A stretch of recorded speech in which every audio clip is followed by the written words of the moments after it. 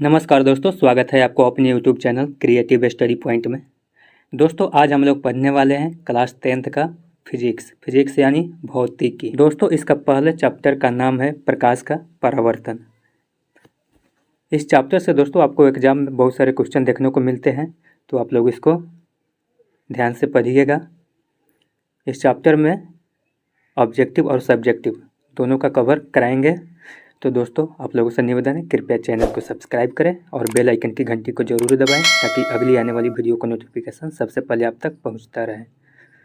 तो चलिए दोस्तों बिना देरी किए क्वेश्चन की ओर आगे बढ़ते हैं। दोस्तों सबसे पहले हम जान लेते हैं भौतिकी होता क्या है। दोस्तों सबसे पहले हम जान लेते हैं भौतिकी कहते किसे हैं। तो दोस्तों भौतिकी किसे कहते हैं?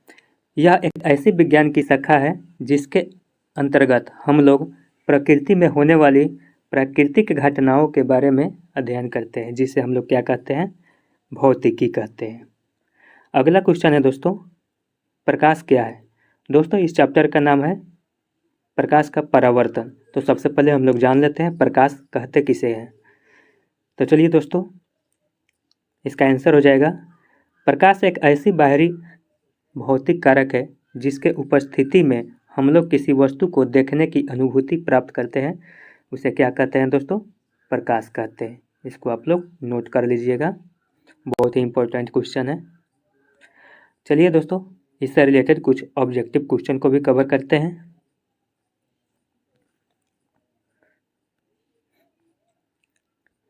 पहला क्वेश्चन है दोस्तों, प्रकाश एक प्रकार की खाली जगह होती है। क्या होती है दोस्तों? प्रकाश एक प्रकार की ऊर्जा होती है। इसको आप लोग ध्यान रखिएगा।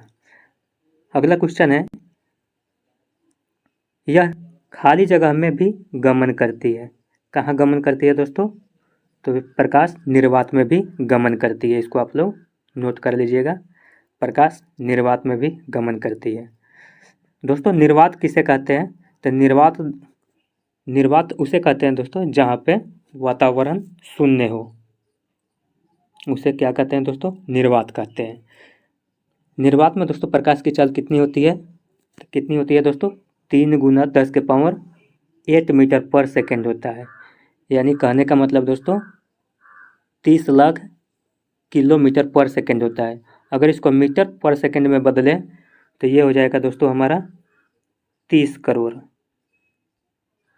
कितना हो जाएगा दोस्तों? 30 करोड़। 3 पर 8 जीरो हो जाएगा।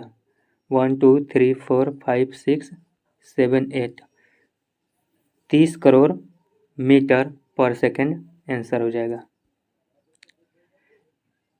चलिए अगला क्वेश्चन देखते हैं। अगला क्वेश्चन है हमारा, प्रकाश खाली जगह में गमन करती है।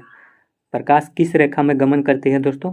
तो प्रकाश हमेशा सीधी रेखा में गमन करती है, यानी कहने का मतलब है सरल रेखा में गमन करती है। चलिए अगला क्वेश्चन है,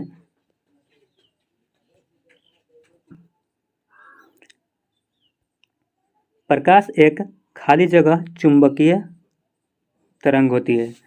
तो प्रकाश क्या होती है दोस्तों? इसको आप लोग ध्यान रखिएगा, प्रकाश एक विद्युत चुंबकीय तरंग होती है। इसको आप लोग ध्यान रखिएगा, प्रकाश एक विद्युत चुंबकीय तरंग होती है। चलिए अगला क्वेश्चन देखते हैं। अगला क्वेश्चन है, विवर्तन किसे कहते हैं? इसको आप लोग ध्यान रखिएगा। यहाँ पे क्वेश्चन नहीं लिखा हुआ है, लेकिन यहाँ पे आप लोग लिख लीजिएगा, विवर्तन किसे कहते हैं। तो चलिए दोस्तों इसको समझ लेते हैं, विवर्तन किसे कहते हैं। तो 19वीं शताब्दी में यह पाया गया कि यदि प्रकाश के पथ में एक बहुत ही छोटी अपारदर्शी वस्तु रख दी जाए तो प्रकाश सीधे चलने के बजाय अपने पथ से थोड़ा सा विचलित हो जाता है। इस घटना का नाम क्या दिया गया है दोस्तों? विवर्तन दिया गया। इसको आप लोग ध्यान रखिएगा। इसको दोस्तों हम फिगर के माध्यम से समझें तो यहाँ पे हमारा प्रकाश की किरण आ रही है और यहाँ पे हम लोग कोई छोटा वस्तु रख देते हैं, तो प्रकाश कहाँ आएगी दोस्तों? यहाँ पे आएगी और यहाँ से टकरा के हल्का सा मुड़ जाएगी। यहाँ पे आके हल्का सा इधर से होके मुड़ जाएगी। और फिर आगे आके अपने पथ पे निकल जाएगी। तो इसे ही कहते हैं दोस्तों हम लोग विवर्तन।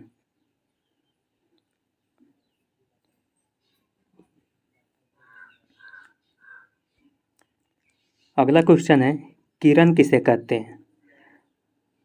तो चलिए दोस्तों, किरण किसे कहते हैं इसको हम लोग जान लेते हैं। प्रकाश जिस पथ पर चलता है उसके दिशा को ही किरण कहते हैं।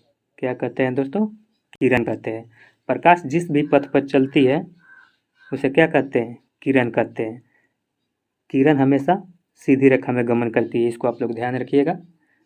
प्रकाश की किरण हमेशा सीधी रेखा में गमन करती है। अगला क्वेश्चन हमारा है प्रकाश पुंज किसे कहते हैं। अगला क्वेश्चन हमारा क्या है दोस्तों? प्रकाश पुंज किसे कहते हैं। चलिए इसको जान लेते हैं, प्रकाश पुंज किसे कहते हैं। तो किरणों के समूह को प्रकाश पुंज या किरण पुंज कहते हैं, इसको आप लोग ध्यान रखिएगा। प्रकाश पुंज या किरण पुंज कहते हैं। प्रकाश के किरणों के समूह को किरण पुंज या प्रकाश पुंज कहते हैं। जैसे मैं यहाँ पे फिगर के माध्यम से समझाया गया है कि यहाँ पे किरणों का एक समूह बनाया गया है, इसी को ही क्या कहेंगे हम लोग? किरण पुंज। दोस्तों ये किरण कितने प्रकार की होती है? तो 3 प्रकार की होती है। कौन कौन सी? समांतर किरण। चलिए सबसे पहले जान लेते हैं हम लोग समांतर किरण पुंज किसे कहते हैं। तो समांतर किरण पुंज कहने का मतलब है दोस्तों वैसा किरण पुंज जिसमें सभी किरणें आपस में समांतर हो, समांतर किरण पुंज कहलाती है। कहने का मतलब है दोस्तों जैसे कि यहाँ पे एक किरण है हमारा, समान अंतर पे एक और किरण है और एक और किरण नीचे है, एक और किरण यहाँ पे है। मतलब कहने का मतलब दोस्तों इसका जो बीच का डिस्टेंस है, इसके जो बीच का ये वाला डिस्टेंस है, ये वाला इतना ही डिस्टेंस हमारा इसका भी होगा और इतना ही डिस्टेंस दोस्तों हमारा इसका भी होगा। इसी को दोस्तों क्या कहते हैं? समांतर किरण पुंज कहते हैं। चलिए दूसरा पॉइंट इसका देख लेते हैं। दूसरा पॉइंट क्या है दोस्तों? अभिसारी किरण पुंज। अभिसारी किरण पुंज किसे कहते हैं?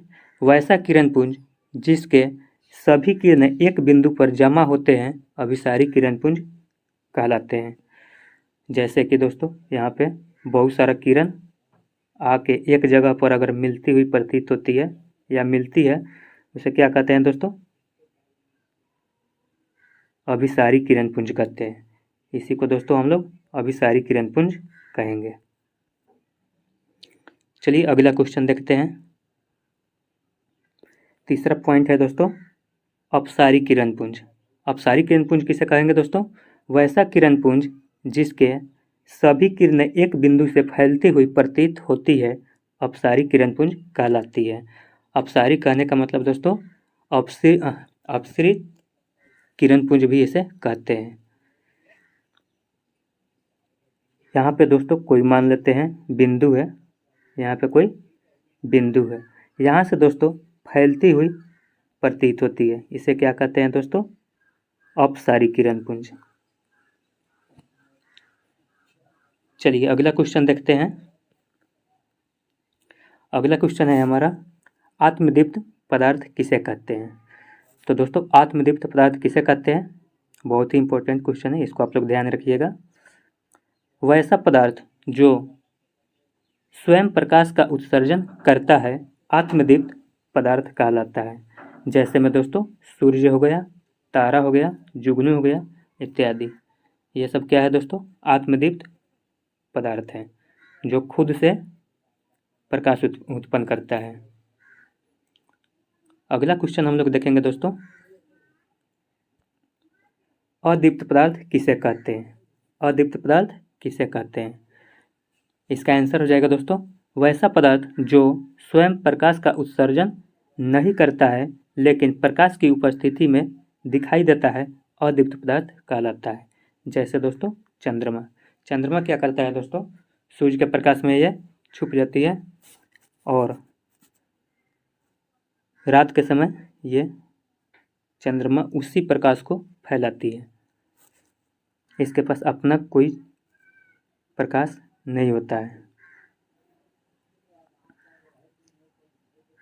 चलिए इसका कुछ ऑब्जेक्टिव देख लेते हैं। क्वेश्चन दिया हुआ है दोस्तों, निम्न में से कौन सा कथन सत्य है?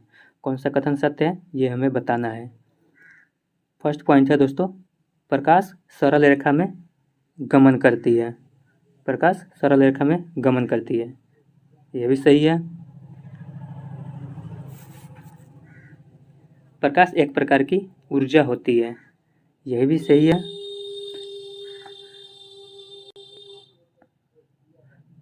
प्रकाश एक विद्युत चुंबकीय तरंग होती है, यह भी सही है। तो दोस्तों हमारा आंसर क्या हो जाएगा? इनमें सभी, ये सभी हमारा कथन सही है। अगला क्वेश्चन है दोस्तों, प्रकाशीय माध्यम किसे कहते हैं? बहुत ही इंपॉर्टेंट क्वेश्चन है दोस्तों, प्रकाशीय माध्यम किसे कहते हैं? तो प्रकाशीय माध्यम किसे कहते हैं? यह एक ऐसा क्षेत्र होता है जहां से प्रकाश की किरणें निकलकर नेत्र तक पहुंचती है, प्रकाशीय माध्यम कहलाती है। जैसे हवा, कांच, पानी, तेल, अल्कोहल, हीरा इत्यादि।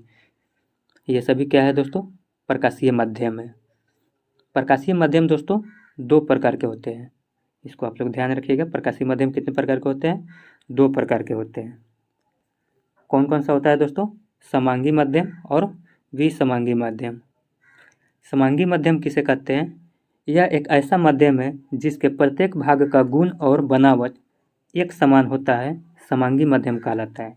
जैसे कांच, जल इत्यादि। विसमांगी माध्यम किसे कहते हैं? इसको हम लोग देखेंगे। यह एक ऐसा माध्यम है जिसके प्रत्येक भाग का गुण और बनावट एक समान नहीं होता है, विसमांगी माध्यम कहलाता है। जैसे हवा का मिश्रण। हवा का मिश्रण कैसा होता है दोस्तों? गर्म और ठंडा दोनों होता है। इसे क्या कहेंगे दोस्तों? विसमांगी। यानी इसमें तो छुपा हुआ है दोस्तों विषम, विषम मतलब अलग। अगला क्वेश्चन देखेंगे हम लोग, प्रकाश के गमन के आधार पर पदार्थ कितने प्रकार के होते हैं? बहुत ही इंपॉर्टेंट क्वेश्चन है दोस्तों, इसको आप लोग ध्यान रखिएगा। प्रकाश के गमन के आधार पर पदार्थ कितने प्रकार के होते हैं? तो कितने प्रकार के होते हैं दोस्तों? 3 प्रकार के होते हैं। प्रकाश के गमन के आधार पर पदार्थ 3 प्रकार के होते हैं। पहला है दोस्तों पारदर्शी पदार्थ। पारदर्शी पदार्थ किसे कहेंगे दोस्तों?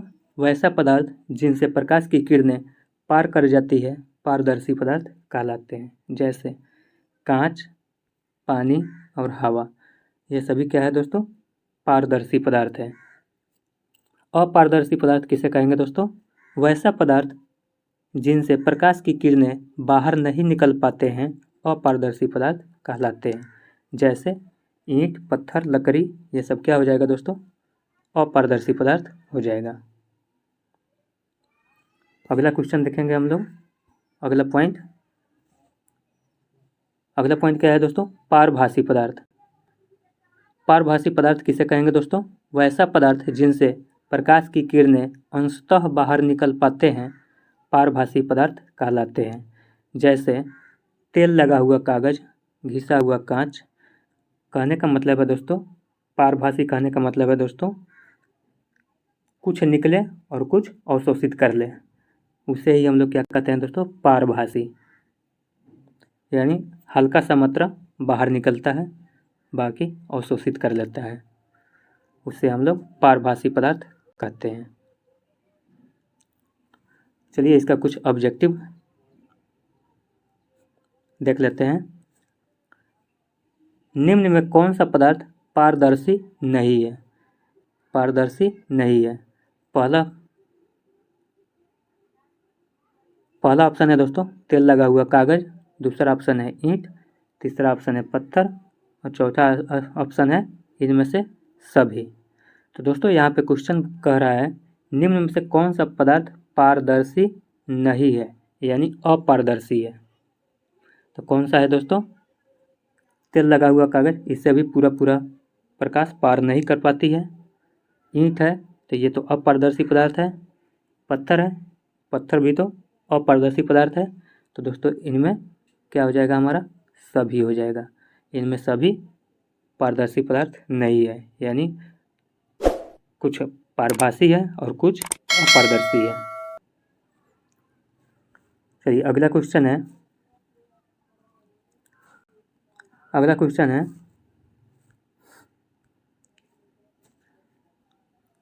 निम्नलिखित में कौन पारभासी है? कौन सा पारभासी होगा दोस्तों, ये आपको बताना है। ऑप्शन है हवा, पानी, घिसा हुआ कांच, इनमें से कोई नहीं। तो दोस्तों यहाँ पे देखेंगे हम लोग हवा पारदर्शी पदार्थ है। पानी दोस्तों पारभासी हो जाएगा, या इसे पारदर्शी भी कर सकते हैं। और यहाँ पे है दोस्तों घिसा हुआ कागज। तो यहाँ पे कौन सा ऑप्शन सही हो जाएगा हमारा, 3 नंबर ऑप्शन सही हो जाएगा, घिसा हुआ कागज हमारा पारभासी है। अगला क्वेश्चन है दोस्तों, वह क्षेत्र जिससे होकर प्रकाश आंखों तक पहुंचता है क्या कहलाता है? तो अभी ऊपर बताए हैं दोस्तों, प्रकाशीय माध्यम कहलाता है। चलिए अगला क्वेश्चन देखेंगे हम लोग। प्रकाश की किरणें जिनसे पार हो जाती है क्या कहलाते हैं? तो क्या कहलाते हैं दोस्तों, यहाँ पे 4 ऑप्शन दिया गया है। पहला ऑप्शन है प्रकाशीय माध्यम, पारदर्शी, पारभासी और इनमें सभी। तो दोस्तों आंसर हो जाएगा हमारा इनमें सभी, क्योंकि पारदर्शी में हमारा तो प्रकाश पार कर जाता है, प्रकाश की किरणें पार कर जाती है। पारभासी में भी पार कर जाती है, हल्का सा पार हो लेकिन पार कर जाती है। प्रकाशीय माध्यम तो दोस्तों जैसे कि अभी बताए हैं कांच, ये क्या है, प्रकाशीय माध्यम है। हीरा प्रकाशीय माध्यम है, तो ये दोस्तों पार कर जाएगी। अगला क्वेश्चन है, वैसा पदार्थ जिनसे प्रकाश की किरणें अंशतः पार करती है क्या कहलाते हैं? तो क्या कहलाते हैं दोस्तों, पारभासी कहलाते हैं। हल्का सा पार होता है उसे क्या कहते हैं, पारभासी पदार्थ कहते हैं। अगला क्वेश्चन है, निम्नलिखित में कौन दीप्त पदार्थ है? कौन सा दीप्त पदार्थ है, इसे बताना है। तो फर्स्ट ऑप्शन है दोस्तों चंद्रमा, दूसरा है पृथ्वी, तीसरा है शनि और चौथा है आग। तीसरा है आग, चौथा है शनि। तो दोस्तों हमारा कौन सा ऑप्शन सही है, 3 नंबर ऑप्शन सही हो जाएगा, आग हमारा दीप्त पदार्थ है। अगला क्वेश्चन है,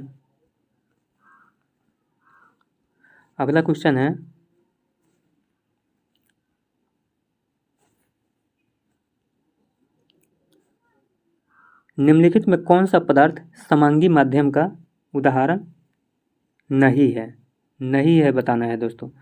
हवा, पानी, कांच और कैल्साइट। तो दोस्तों हमारा कौन सा ऑप्शन सही है, कैल्साइट ऑप्शन बिल्कुल सही हो जाएगा। अगला क्वेश्चन है दोस्तों हमारा, छाया किसे कहते हैं? इसको बहुत ही बारीकी से समझेंगे दोस्तों, छाया कहते किसे हैं। तो जब प्रकाश के गमन पथ पर किसी अपारदर्शी वस्तु को रख दिया जाता है तो प्रकाश की किरणें उन्हें पार नहीं कर पाती है, जिसके कारण उस वस्तु के पीछे एक अंधेरा क्षेत्र बन जाता है, जिसे हम छाया कहते हैं। कहने का मतलब है दोस्तों, यहाँ से अगर प्रकाश की किरणें आ रही है और यहाँ पे कोई अपारदर्शी पदार्थ रख देते हैं तो इसका छाया कहाँ पे बनेगा दोस्तों, यहाँ पे इसके पीछे बन जाएगा, इसके पीछे बन जाएगा इसका छाया। इसी को दोस्तों हम लोग क्या कहेंगे, छाया कहेंगे। यहाँ पे फिगर के माध्यम से भी समझाया गया है। यहाँ पे दिया गया है दोस्तों सूर्य का प्रकाश, सूर्य का प्रकाश। यहाँ पे दोस्तों है हमारा अपारदर्शी वस्तु, छाया हमारा कहाँ पे बन रहा है, यहाँ पे बन रहा है।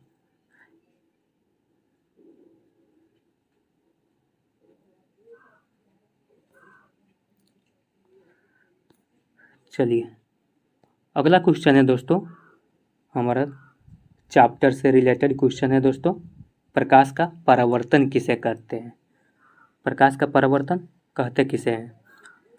चलिए इसका आंसर है दोस्तों, जब प्रकाश की किरणें किसी सतह से टकराकर अपने ही माध्यम में लौट जाते हैं तो लौटने की इस घटना को ही प्रकाश का परावर्तन कहते हैं। जैसे कि दोस्तों यहाँ पे हमारा कोई वस्तु रख देते हैं, यहाँ पे दोस्तों आपतित किरण, यहाँ पे प्रकाश की किरण आ रही है और यहाँ पे परावर्तित हो रही है। तो इसी दोस्तों परावर्तित होने की घटना को क्या कहेंगे? प्रकाश का परावर्तन कहेंगे। चलिए इससे रिलेटेड दोस्तों एक ऑब्जेक्टिव क्वेश्चन है, इसको देख लेते हैं।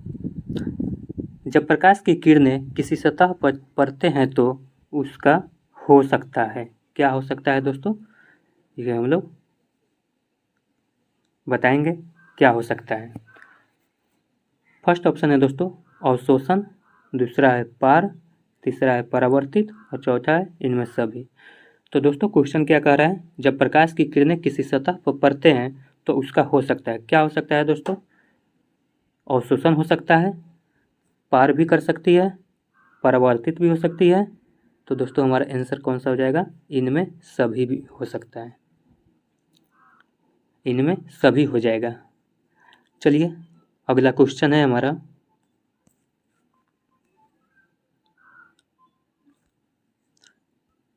अगला क्वेश्चन है हमारा, प्रकृति के आधार पर परावर्तक सतह दो प्रकार के होते हैं। कितने प्रकार के होते हैं दोस्तों? परावर्तक सतह दो प्रकार के होते हैं। इनसे नियमित और अनियमित परावर्तन संभव होते हैं। सबसे पहले दोस्तों हम लोग जान लेते हैं नियमित परावर्तन कहते किसे हैं। तो चलिए दोस्तों नियमित परावर्तन कहते किसे हैं, इसको हम लोग जान लेते हैं। वैसा परावर्तन जो चिकनी और चमकीली सतह से नियमित रूप से होता है नियमित परावर्तन कहलाता है। जैसे कि दोस्तों हम लोग फिगर के माध्यम से समझेंगे। यहाँ पे दोस्तों है हमारा कोई परावर्तक सतह है, यहाँ से दोस्तों कोई प्रकाश की किरण आएगी और उसी माध्यम में लौट जाएगी। यहाँ से भी कोई प्रकाश की किरण आई और उसी माध्यम में लौट गई। यहाँ से भी कोई किरण आई और उसी माध्यम में लौट गई। इसी को दोस्तों हम लोग क्या कहेंगे? नियमित परावर्तन कहेंगे। ये नियमित रूप से हो रही है, यह घटना नियमित रूप से हो रही है, आगे भी यहाँ पे आएगी और इसी माध्यम में लौट जाएगी। इसी को दोस्तों हम लोग नियमित परावर्तन कहेंगे। अगला है दोस्तों अनियमित परावर्तन किसे कहते हैं? तो अनियमित परावर्तन किसे कहते हैं दोस्तों? वैसा परावर्तन जो रुखरी और चमकीली सतह से अनियमित रूप से होती है अनियमित परावर्तन कहलाता है। कहने का मतलब है दोस्तों हमारा परावर्तक सतह कैसा होगा? ऐसा होगा, रुखरी। इस पे दोस्तों हमारा प्रकाश का किरण कहाँ पे आएगी? यहाँ पे आएगी और ऐसे टकरा के ऐसे निकल जाएगी। फिर कहीं और से आएगी और ऐसे टकरा के ऐसे निकल जाएगी। फिर कहीं और से आएगी ऐसे टकरा के, मतलब इसका कोई लिमिट नहीं है कि ये कहाँ से आएगी और कहाँ जाएगी। इसी को दोस्तों हम लोग क्या कहेंगे? अनियमित परावर्तन कहेंगे। चलिए दोस्तों अगला क्वेश्चन है हमारा प्रकाश के परावर्तन का नियम। इसको दोस्तों बहुत ही बारीकी से समझिएगा आप लोग। सबसे पहले दोस्तों हम आपको फिगर के माध्यम से प्रकाश के परावर्तन के नियम को बता देते हैं। उसके बाद में दोस्तों इस क्वेश्चन को आगे बढ़ाएंगे। तो दोस्तों सबसे पहले हम एक परावर्तक सतह लेंगे, जैसा कि हमने ये ले लिया है परावर्तक सतह। यहाँ पे दोस्तों हमारा आपतित किरण है और यहाँ पे परावर्तित हो रही है। यहाँ पे आपतित हो रही है और यहाँ पे परावर्तित हो रही है और बीच में दोस्तों हमारा एक अभिलंब आ जाएगा, बीच में अभिलंब हो जाएगा। यहाँ पे दोस्तों जहाँ पे तीनों बिंदु आके मिल रही है इसको हम लोग क्या कहेंगे? आपतन बिंदु कहेंगे। इसको क्या कहेंगे दोस्तों? आपतन बिंदु कहेंगे।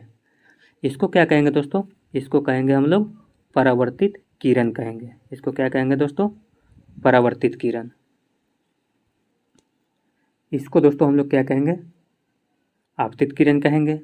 इसको दोस्तों ये जो है हमारा, ये जो कोण बन रही है, इसको कहेंगे हम लोग आपतन कोण। और इधर जो परावर्तित किरण पे जो कोण बन रही है, इसको क्या कहेंगे हम लोग?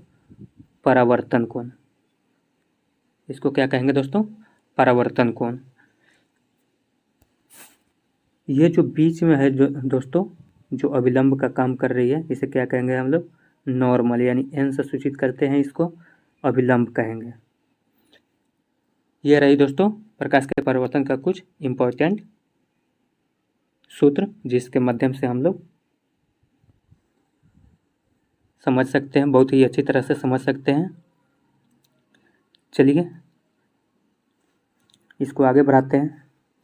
सबसे पहले देखते हैं दोस्तों, परावर्तक सतह किसे कहते हैं। तो परावर्तक सतह किसे कहते हैं दोस्तों? जिस सतह पर प्रकाश की किरणें आकर अपने ही माध्यम में लौट जाती है, उस सतह को ही प्रकाश का परावर्तक सतह कहते हैं। कहने का मतलब है दोस्तों, हमारा जो सतह दिया गया है, जैसे कि सतह हमारा कौन सा दिया गया था, ये वाला सतह दिया गया था, इसी को दोस्तों हम लोग क्या कहेंगे? परावर्तक सतह कहेंगे। यहीं से तो किरण आ रही थी और यहीं से लौट जा रही थी, यानी आपतित किरण और परावर्तित किरण। चलिए अगला हम लोग समझेंगे, आपतित किरण किसे कहते हैं। तो दोस्तों आपतित किरण किसे कहेंगे? परावर्तक सतह पर आने वाली किरण को आपतित किरण कहते हैं। कहने का मतलब है दोस्तों, परावर्तक सतह पर आने वाली किरण को आपतित किरण कहेंगे। इसको हम लोग क्या कहेंगे? आपतित किरण कहेंगे। परावर्तित किरण किसे कहते हैं? परावर्तित किरण किसे कहते हैं दोस्तों? परावर्तक सतह से जाने वाली किरण को परावर्तित किरण कहते हैं। कहने का मतलब है दोस्तों, ये हो गया हमारा परावर्तित किरण, परावर्तक सतह, सॉरी, यहाँ से आपतित किरण आ रही है और यहाँ से परावर्तित किरण जा रही है। इसी किरण को दोस्तों हम लोग क्या कहेंगे? परावर्तित किरण कहेंगे। चलिए अगला क्वेश्चन है हमारा, आपतन बिंदु किसे कहते हैं। आपतन बिंदु दोस्तों सबसे इम्पोर्टेंट है, इसको आप लोग ध्यान रखिएगा। आपतन बिंदु किसे कहते हैं? परावर्तक सतह के जिस बिंदु पर आपतित किरण आती है, उस बिंदु को ही आपतन बिंदु कहते हैं। कहने का मतलब है दोस्तों, ये हमारा परावर्तक सतह है, यहाँ पे हमारा आपतित किरण आ रही है, और इसी बिंदु को दोस्तों हम लोग क्या कहेंगे? इसी बिंदु को कहेंगे हम लोग आपतन बिंदु। चलिए अगला क्वेश्चन है हमारा, अभिलंब किसे कहते हैं। बहुत ही इम्पोर्टेंट है दोस्तों, अभिलंब किसे कहते हैं। अभिलंब किसे कहेंगे दोस्तों? आपतन बिंदु पर डाले गए लंब को अभिलंब कहते हैं। जैसे ये परावर्तक सतह है हमारा, यहाँ पे आपतित किरण आ रही है और यहाँ पे परावर्तित किरण जा रही है, तो यहाँ पे जो बीच में लंब डाला जाता है, इसको क्या कहते हैं दोस्तों? अभिलंब कहते हैं। इसको दोस्तों हम लोग एन से सूचित करते हैं। चलिए अगला क्वेश्चन है, आपतन कोण किसे कहते हैं। तो आपतन कोण किसे कहेंगे दोस्तों? आपतित किरण और अभिलंब के बीच बने कोण को आपतन कोण कहते हैं। कहने का मतलब है, ये हमारा परावर्तक सतह हो गया, यहाँ पे आपतित किरण आ रही है और यहाँ पे परावर्तित किरण जा रही है, और यहाँ पे हम लोग डाल दिए एक अभिलंब, यहाँ पे एक हम डाल दिए अभिलंब। जो आपतित किरण पर कोण बन रही है, आपतित किरण और अभिलंब के बीच, इसी कोण को दोस्तों हम लोग क्या कहेंगे? आपतन कोण कहेंगे। इसको क्या कहेंगे दोस्तों? आपतन कोण कहेंगे, जिसे हम लोग क्या कहते हैं दोस्तों? आई से सूचित करते हैं। अगला क्वेश्चन है हमारा दोस्तों, परावर्तन कोण किसे कहते हैं। तो परावर्तन कोण किसे कहते हैं दोस्तों? परावर्तित किरण और अभिलंब के बीच बने कोण को परावर्तन कोण कहते हैं। जैसा कि दोस्तों ये हमारा परावर्तक सतह हो गया, यहाँ पे आपतित किरण, यहाँ पे परावर्तित किरण। ये हो गया हमारा अभिलंब। यहाँ पे दोस्तों परावर्तित जो किरण है और अभिलंब के बीच जो कोण बनती है उसे हम लोग क्या कहते हैं, परावर्तित किरण कहते हैं, परावर्तित कोण कहते हैं। इसे हम लोग आर से सूचित करते हैं। इतना आप लोग ध्यान रखिएगा। तो ये था दोस्तों कुछ इम्पोर्टेंट। चलिए इसको हम लोग फिगर के माध्यम से समझ लेते हैं, चित्र के माध्यम से प्रदर्शित करें। फर्स्ट दिया गया है दोस्तों परावर्तित किरण, जो कि दोस्तों ऊपर के क्वेश्चन में आपको बताए ही हैं। इसको क्या कहते हैं दोस्तों, परावर्तित किरण कहते हैं। अगला दिया गया है आपतित किरण, आने वाली प्रकाश की किरण को क्या कहते हैं दोस्तों, आपतित किरण कहते हैं। अगला दिया गया है दोस्तों परावर्तक सतह। परावर्तक सतह किसे कहते हैं दोस्तों, ये जो हमारा सतह होता है इसी को दोस्तों हम लोग क्या कहेंगे, परावर्तक सतह कहेंगे। इस सतह को ही परावर्तक सतह कहते हैं। अगला है दोस्तों आपतन बिंदु, जो आपतित किरण जो आ रही है और जिस बिंदु पर मिल रही है, इस बिंदु को हम लोग क्या कहेंगे, आपतन बिंदु कहेंगे। अगला पॉइंट है दोस्तों हमारा अभिलंब किसे कहेंगे। तो अभिलंब दोस्तों परावर्तक सतह पर जो लंब डाला जाता है इसी को हम लोग अभिलंब कहते हैं। इसका दोस्तों परावर्तक सतह और अभिलंब के बीच 90 डिग्री का कोण बनता है। इसको आप लोग ध्यान रखिएगा, 90 डिग्री का कोण बनता है। अगला पॉइंट है दोस्तों हमारा आपतन कोण। आपतन कोण किसे कहेंगे हम लोग, जो आपतित किरण और अभिलंब के बीच जो कोण बनती है उसे हम लोग आपतन कोण कहेंगे। और इसे दोस्तों स्मॉल आई से सूचित करते हैं। अगला है दोस्तों हमारा पॉइंट परावर्तन कोण। परावर्तन कोण किसे कहते हैं, तो दोस्तों अभिलंब और परावर्तित किरण के बीच जो कोण बनती है इसी कोण को हम लोग दोस्तों परावर्तन कोण कहते हैं। ये और इसे दोस्तों स्मॉल आर से सूचित करते हैं। तो चलिए दोस्तों यह क्वेश्चन है, आप लोग ध्यान से देख लीजिए और आप लोग बताइएगा किस नंबर वाले को क्या कहते हैं। जैसा कि दोस्तों यहाँ पर दिया गया है 1 नंबर, जैसा कि दोस्तों यहाँ पर दिया गया है 1 नंबर, 2 नंबर, 3 नंबर, 4 नंबर, 5, 6 और 7। इन सब बिंदु को क्या क्या कहते हैं ये आप लोगों को बताना है। तो दोस्तों आप लोग कमेंट करके ज़रूर बताइएगा। चलते हैं दोस्तों, फिर मिलते हैं नेक्स्ट वीडियो में इससे आगे के क्वेश्चन को लेके। दोस्तों आप लोगों से एक रिक्वेस्ट, कृपया चैनल को सब्सक्राइब करें और बेल आइकन की घंटी को जरूर दबाएं ताकि अगली आने वाली वीडियो का नोटिफिकेशन सबसे पहले आप तक पहुंचता रहे। तो चलिए दोस्तों फिर मिलते हैं अगले वीडियो में इससे आगे के क्वेश्चन को लेकर। तब तक के लिए सभी दोस्तों को जय हिंद।